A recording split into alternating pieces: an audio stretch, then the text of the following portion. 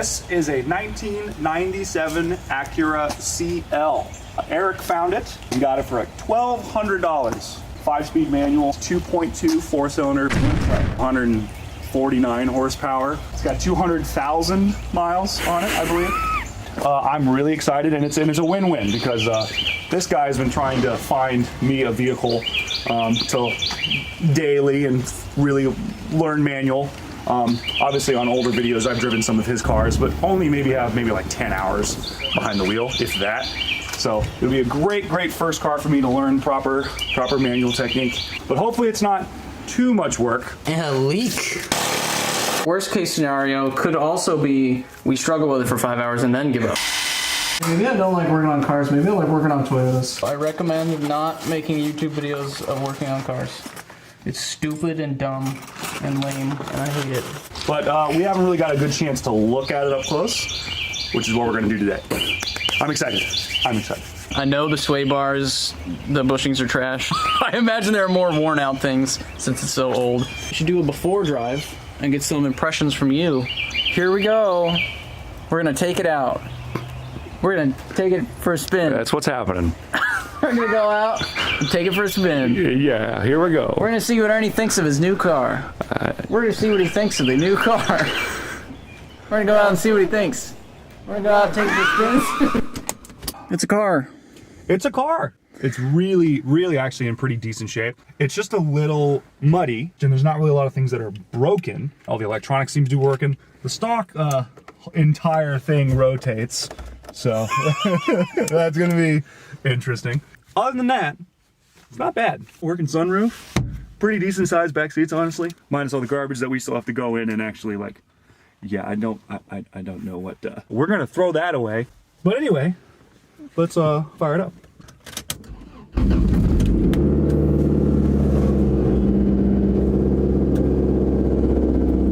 You did it. You started it. I started it. Okay. Let's see if I can actually turn on the lights. Where is resting position for light? All right, lights off. Lights on. There you go. That's the I can flash. Okay, great. It's just Clutch in. So second, third, fourth, fifth. Very obvious. see, the throw is pretty long. Yeah, which is good. Honestly, for me, But it's not too bad. it's nice and obvious. Oh, actually, I'm gonna... So just clutch out and just drive it all the way up the hill. It looks like after this, there won't be a whole lot left. It's been a while. Yeah, I know. Brakes. Oh, more than that. That works. Sorry. That's always the hardest part for me. Feel free to be really slow with the clutch. You don't have to operate it like that fast.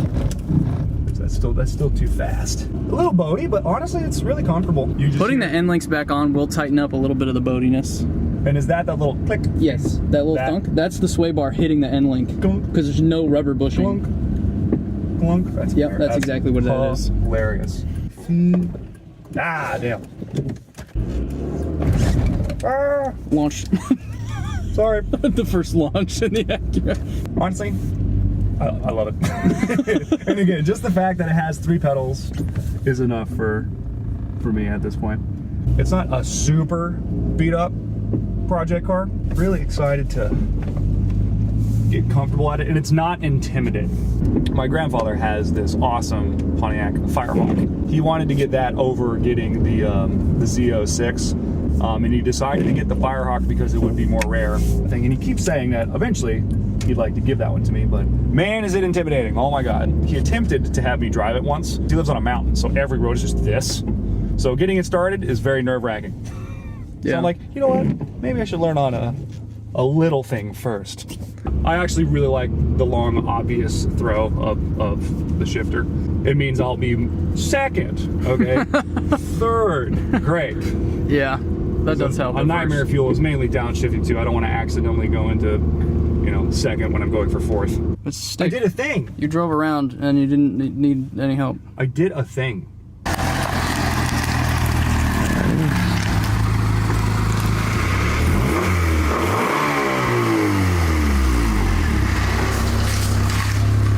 We're in the garage. So yeah, we're gonna jack it up, assess the damage for real, take a good close look. Definitely need some new end links. on the front. Hopefully we don't find anything too crazy. We won't know until we get underneath it. All right. Oh no. Oh no. We have like a special lock on this wheel. So maybe if we're lucky, it's in the interior somewhere. It's in the center console. Thank God. Oh, it's a 19. Hey, oh, that's awesome. All my cars are 21s. Oh boy. It's funny, it smells like hay. A little dust cloud forming. Oh, that's so funny. So this is the one is where the bushing is gone. See on the bottom? Yeah. There's no rubber between these two bits of metal. I've got my finger in here, and as you turn the car left and right, the sway bar just goes up and down between those two spots. And that whole thing is the end link. Yeah, this vertical piece in here, and the sway bar just ends right here. And this is the control arm. Yeah, this is the lower control That's arm. the lower control arm. This is the upper control arm. Yep. And this is the knuckle. Yes. This And whole then thing. This is your axle Yes. right here. And you've got the axle nut on that. You have a spacer. This is the spacer.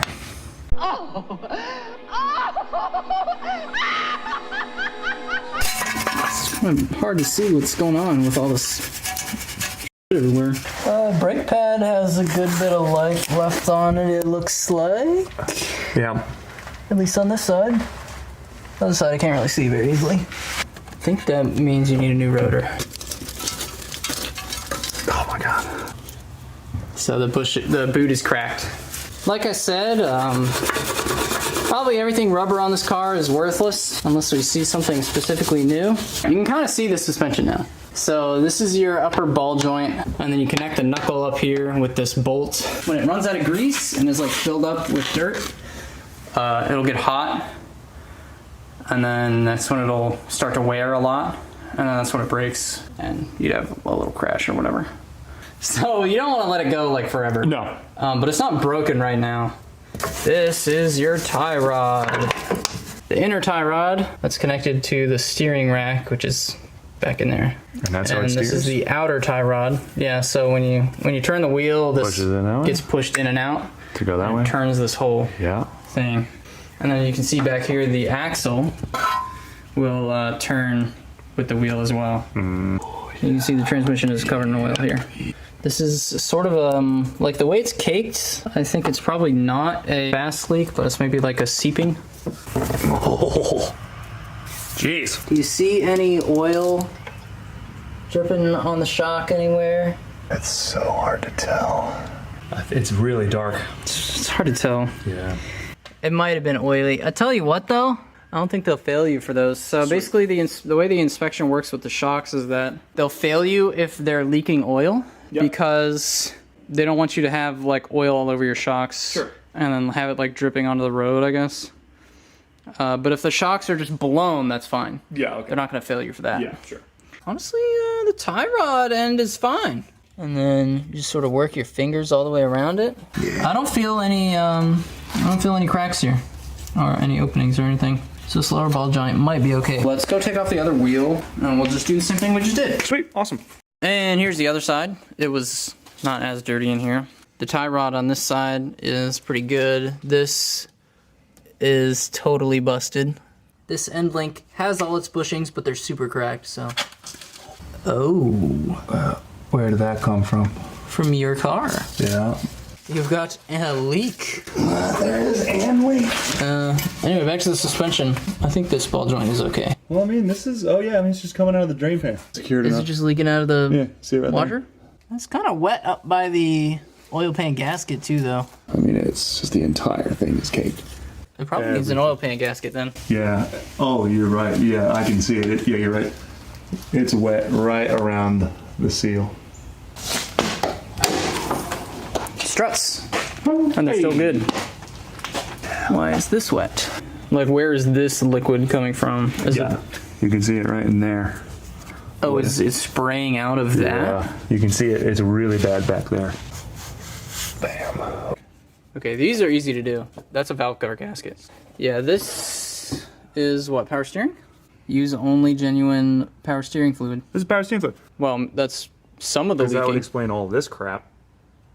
Maybe. Well, I mean, look at that. Yeah. Oh man. This type of leak is like a seepage on this gasket. So I imagine this is leaking and somebody just fills this up to the brim. Nope, that makes sense. And then, frankly, this looks like it is leaking as well.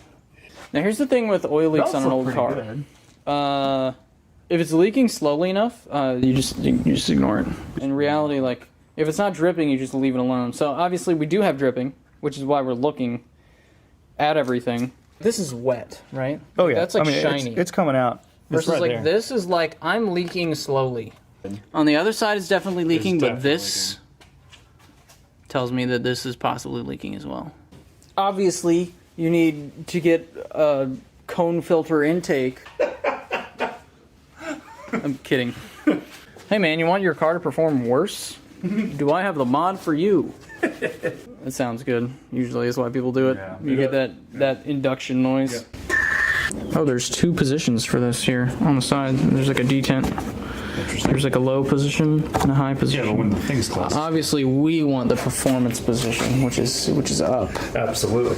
I guess this is the intake manifold. Yep, that's the intake manifold. So this is the throttle body. Yeah. This is like literally. That's why I was saying this is how you rev it. Yep. That literally is more air. Yep. This is a manifold absolute pressure sensor or a MAP sensor. Okay. This tells the ECU how much pressure is in here, and it uses that to figure out how much fuel to inject. To give. And your fuel injectors are right here. Yep. So you inject the fuel, combustion occurs, and then your header just goes down here and Wraps around. beneath, and that's where it connects to the rest of the exhaust.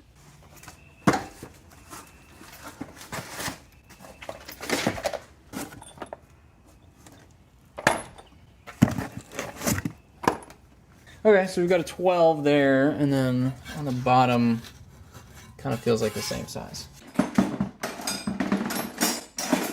Ah, the 12. Put this on the bottom here so that it will, as I rotate this whole thing, it will press up against the knuckle.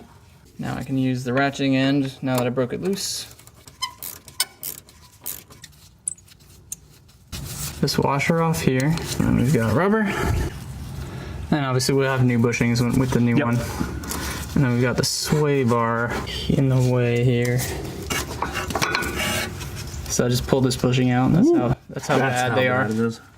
So the other side will do this eventually, that's why we're just replacing it now. Ah, okay, it looks like I need the sway bar to go up.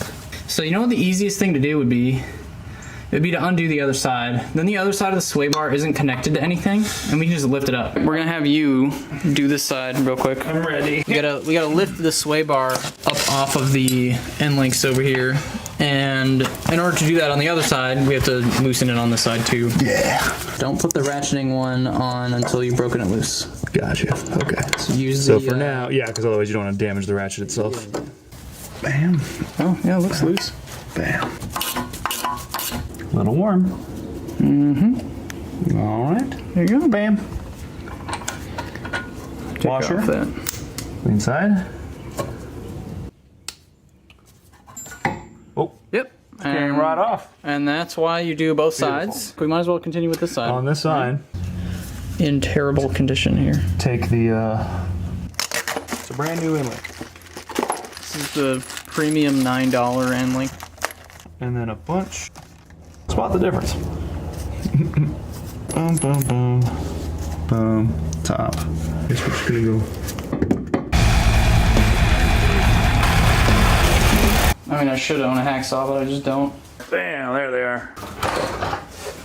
Oh, I'm sorry, I forgot the wheel. Oh, my toe.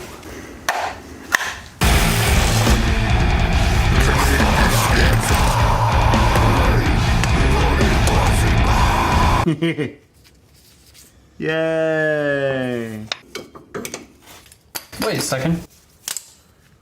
It didn't break where I cut. It broke down here. Because you can clearly see there's a bolt inside of it. Oh my God, you're right. Yeah. So. Wait, so it's just like welded It's just together. seized on it, man. Yeah, so we have no choice. Is it turning? I think it is. I think it's turning. Maybe this is what you're supposed to do.